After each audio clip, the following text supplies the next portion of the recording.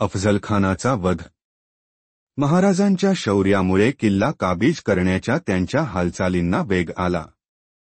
त्यामुळे मुघल, निजाम आणि आदिलशाही यांच्यात अराजक माजले होते. म्हणूनच आदिलशहाने 1659 मध्ये आपल्या दरबारात छत्रपती शिवाजी महाराजांची हत्या करण्याचा निर्णय घेतला. आदिलशहाला आपल्या सैनिकांवर खूप राग आला आणि म्हणूनच त्याने आपल्या सैनिकांना आव्हान दिले की तुमच्यापैकी कोणी एक छत्रपती शिवाजी महाराजांना मारेल. तेवढ्यात अफझलखान नावाचा शिपाई पुढे आला आणि त्याने महाराजांना ठार मारण्याची प्रतिज्ञा घेतली. अफझलखान महाराजांचा पराभव करण्यासाठी मोठ्या सैन्यासह निघाला.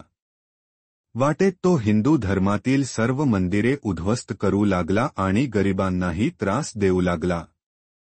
वाईला पोहोचल्यावर महाराजांनी त्यांना प्रतापगडावर भेटायचे ठरवले. अफझलखान प्रतापगडच्या पायथ्याशी बसला होता.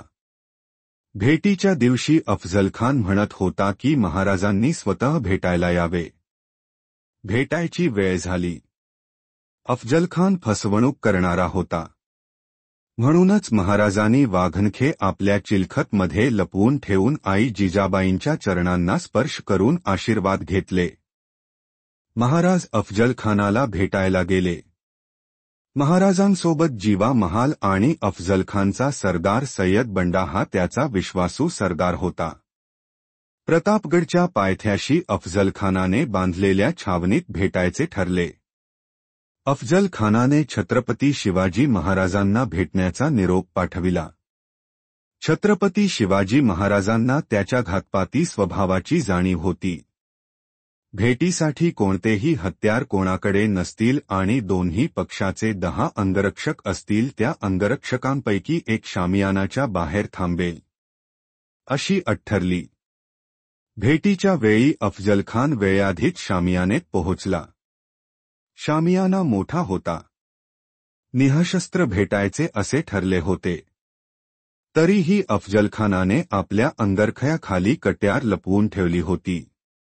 अफझलखान काही कट कारस्थान करून घातपात करेल ह्याचा अंदाज छत्रपती शिवाजी महाराजांना आला होता. म्हणून त्यांनी देखील आपल्या अंगरखयाखाली चिलखत घातले, जिरेटोप खाली शिरस्त्राण घातले आणि मुठीत सहजन दिसणारी अशी वाघनखे लपविली होती. दोघांचे वकीलच बरोबर असतील असे ठरले. अफझलखानाची उंचीपुरी देहेष्टी होती तरीही छत्रपती शिवाजी राजेन घाबरता शामियानात पोहोचले. शिवरायांना बघून या शिवबा आमच्या मिठीत या असं म्हणत अफझलखानाने मिठी मारण्यासाठी हात पसरविले आणि त्यांना जवळ बोलविले. छत्रपती शिवाजी महाराजांनी त्याला मिठी मारली. अफझलखानने त्यांना आपल्या बाहुपाशेत घेण्याचा प्रयत्न केला आणि अफझलखानाने लपविल्या कट्यारने छत्रपती शिवाजी महाराजांच्या पाठीत वार केला आणि त्यांना आपल्या काखेत दाबण्याचा प्रयत्न केला. छत्रपती शिवाजी महाराज पूर्वीपासून सावध होते. अफझलखानाच्या प्रहाराने छत्रपती शिवाजी महाराजांनी आपल्या मुठीतील वाघनखे काढून त्याच्या पोटात घुसवून त्याच्या आतड्याचं बाहेर काढल्या आणि त्याला ठार केले. अशा प्रकारे छत्रपती शिवाजी महाराजांनी अफझलखानाचा आपल्या बुद्धी कौशल्यतेने वध केला. अफझलखानाने दगा दगा म्हणत आकांत केला. त्याच्या आवाजाला ऐकून बाहेर उभारलेला सय्यद आत आला. अफझलखानला ठार झालेले बघून त्याने दांडपट्ट्याने छत्रपती शिवाजी महाराजांवर हल्ला करण्याचा प्रयत्न केला.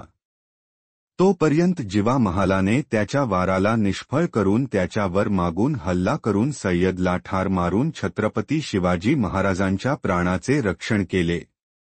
होता जीवा म्हणून वाचला शिवा असे म्हणतात. झाडीत लपलेल्या सर्व मावळांनी अफझलखानाच्या सैन्यावर हल्ला करून त्यांना पळवून लावले.